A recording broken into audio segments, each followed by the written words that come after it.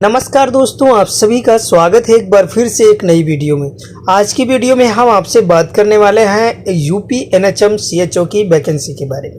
आप सभी को पता है कि पिछला जो नोटिफिकेशन जारी किया गया था यूपी एनएचएम का जो सीएचओ का था, जिसमें कि सीएचओ में वहां पर 29/1/2024 तक ऑनलाइन आवेदन मांगे गए थे, लेकिन इस वैकेंसी को फिर से रिवाइज कर दिया गया है, यानी कि फिर से कुछ पदों पर यहाँ पर बदलाव किया गया है, जिससे कि यहाँ पर कुछ पद यहाँ पर बढ़ाए गए हैं। उसके लिए नोटिफिकेशन आउट हो चुका है। ऑनलाइन आवेदन की प्रक्रिया स्टार्ट हो चुकी है। अब आप लोगों को यहाँ पर सबसे पहले बहुत से स्टूडेंट कर भी चुके होंगे ऑनलाइन आवेदन, लेकिन बहुत से स्टूडेंट अभी भी नहीं किए होंगे क्योंकि उन्हें पता नहीं होगा, ठीक है ना। तो यहाँ पर आपको सारी डिटेल्स चेक कर लेना है, एज की लिमिट चेक कर लेना है क्योंकि नोटिफिकेशन नया जारी हुआ है, और आपकी जॉब लोकेशन है, वो सारी डिटेल्स इस वीडियो में आपको देखने को मिलेगी। तो आप लोग अगर वीडियो में इस उम्मीद से आए हैं कि आपको किस तरह से ऑनलाइन आवेदन करना है, क्या डिटेल्स भरनी है, तो आप लोग वीडियो को शुरू से अंत तक देखिए। स्किप बिल्कुल मत करिए, क्योंकि स्किप करने से ये होता है कि आप सभी का टाइम तो जो जाता है वो तो जा ही रहा है, लेकिन आप लोगों स्किप करने के बाद कोई भी इम्पोर्टेंट पार्ट स्किप होने के बाद फिर आपको प्रॉब्लम होती है फॉर्म को अप्लाई करते वक्त, ठीक है ना। तो यहाँ पर जो नोटिफिकेशन जारी हुआ है, इसमें ऑलरेडी ऊपर में ही आपको ये चीज़ें बता दी गई हैं कि national health mission Uttar Pradesh की तरफ से ये वैकेंसी है, जिसमें कि यहाँ पर डिटेल्स इंस्ट्रक्शन आप यहाँ पर कैरिजुडम गाइडलाइन सिलेक्शन प्रोसेस रिक्वायरमेंट 7400 पदों का, यानी 7400 प्लस पदों पर यह भर्ती का कॉन्ट्रोवर्शियल वैकेंसी है, और यहाँ पर हेल्थ ऑफिसर की है सीएचओ की। आप सभी को ये देखने को मिला है ऊपर में ही। ये वैकेंसी आप सभी को पता है कि यहाँ पर जो नोटिफिकेशन जारी हुआ है वो 25/10/2024 को, जिसको यहाँ पर 28/10/2024 से इसकी स्टार्टिंग कर दी गई है ऑनलाइन आवेदन करने की, और ये प्रक्रिया आपकी 17 नवंबर 2024 तक चलने वाली है।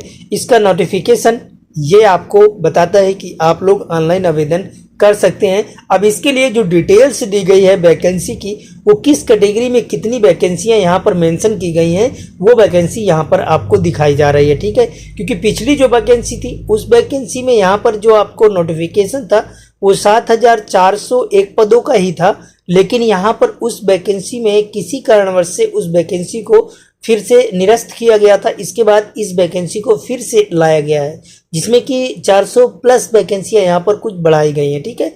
यहाँ पर कुछ परिवर्तन किया गया है। इसके बाद यहाँ पर यूआर कैटेगरी में 2960 पदों पर है, ईडब्ल्यूएस में 740 पद, ओबीसी में 1998 पद, और यहाँ पर एससी में 1555 पद, एसटी में 148, टोटल यहाँ पर 7401 पदों पर यह भर्ती का नोटिफिकेशन जारी हुआ है, ठीक है। अब यहाँ पर वोमेन के लिए भी बताया गया है कि आप यहाँ पर रिजर्वेशन वोमेन जो भी हैं यहाँ पर वो 1480 पद, पीडब्ल्यूडी में 296 पद, और ई सर्विसमैन जैसे जो सर्विसमैन हैं वो काम कर रहे हैं, ड्यूटी ऑलरेडी कर रहे हैं, तो उनको यहाँ पर 370 पदों पर ये नोटिफिकेशन जारी किया गया है। फ्रीडम फाइटर के जो स्टूडेंट हैं अगर वो भी हैं तो वो भी ऑनलाइन आवेदन इसमें कर सकते हैं, क्योंकि यहाँ पर आपको दिया गया है 148 पदों का नोटिफिकेशन उनके लिए भी यहाँ पर मौजूद है, ठीक है। ये चीजें अभ्यर्थी के लिए जो सूचना दी गई है, पूर्व में राष्ट्रीय स्वास्थ्य मिशन उत्तर प्रदेश के अंतर्गत 5582 पदों पर यह संविदा कम्युनिटी हेल्थ ऑफिसर की नोटिफिकेशन जारी हुआ था। अब यहाँ पर इस भर्ती को फिर से एक बार रिवाइज करने के बाद यहाँ पर इस भर्ती को यहाँ पर कुछ पदों पर मेंशन करने के बाद, यानी 2 से 2500 तकरीबन यहाँ पर पद फिर से मेंशन किए गए हैं। इसके बाद ये 7000 पदों पर भर्ती की जा रही है, यानी कि 1500-2000 लगभग पद यहाँ पर बढ़ाए गए हैं, ठीक है। अब इसके लिए एलिजिबिलिटी जो क्राइटेरिया रखा गया है वो आपको यहाँ पर बीएससी होना चाहिए आपका। अगर बीएससी नहीं है तो आप लोग फॉर्म को अप्लाई नहीं कर सकते, ठीक है, क्योंकि हेल्थ ऑफिसर का है, कोई यहाँ पर स्टाफ नर्स का नहीं है कि आप लोग और भाई कम्युनिटी हेल्थ ऑफिसर का मतलब है कि आपकी ऊंची पद पर। अब आपको यहाँ पर जो चीज़ें भरनी है वो चीज़ें मैं आपको बता देता हूँ शॉर्ट में, ताकि आप सभी को पता लग सके कि आपको करना क्या है, ठीक है। सबसे पहले आप लोग ऑफिशियल वेबसाइट में जाएंगे, वहाँ पर आपको रजिस्ट्रेशन करना होगा।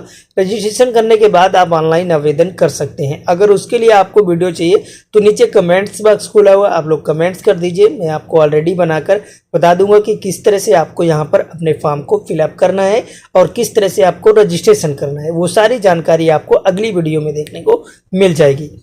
अब यहाँ पर आपको सारी डिटेल्स मेंशन करने के बाद आपको यहाँ पर एज लिमिट बताया गया है कि आप लोगों को यहाँ पर 21 से 40 वर्ष आपकी उम्र होनी चाहिए, तभी आप इस पे आवेदन कर सकते हैं।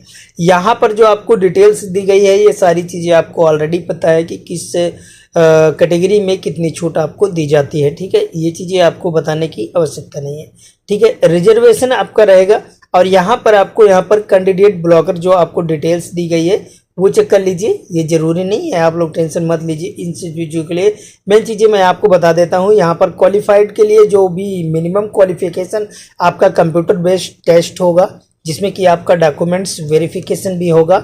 जो स्टूडेंट यहाँ पर पास होंगे, जो कि आपको एग्ज़ाम होगा, एग्ज़ाम में जो पास होंगे उनका वेरिफिकेशन तो निश्चित तौर पर होगा, ये आप समझ लीजिए। ठीक है, 33% आपको मार्क्स लाने अनिवार्य होंगे, जिससे कि आपको यहाँ पर आगे चल के कोई प्रॉब्लम ना हो, आप डॉक्यूमेंट्स वेरिफिकेशन के लिए एलिजिबल हो जाएंगे फ्रेंड्स। अब यहाँ पर आपको SC ST के लिए 24% मार्क्स लाने अनिवार्य होते हैं। 100 क्वेश्चन आपके पूछे जाएंगे, जिसमें कि आपको यहाँ पर डिटेल्स दिया गया है एप्लीकेशन फॉर्म को सबमिट करने का, कि किस तरह से आप एप्लीकेशन फॉर्म को फिलिंग कर सकते हैं। ठीक है, ये डिटेल्स आप लोग हिंदी में भी कर करके ऑफिशियल वेबसाइट में इसको कॉपी करिए, ऐसे कॉपी करिए और कॉपी करने के बाद ये चीज़ें आपको कॉपी करने के बाद सीधे से आप ले जाइए यहाँ पर गूगल ट्रांसलेट में, आप लोग ट्रांसलेट करके इसे आराम से यहाँ पर ट्रांसलेट करके आप आसानी से जान सकते हैं कि आपको किस तरह से फॉर्म को अप्लाई करना है। जो भी कोविड-19 के स्टूडेंट हैं जिनके पास सर्टिफिकेट है,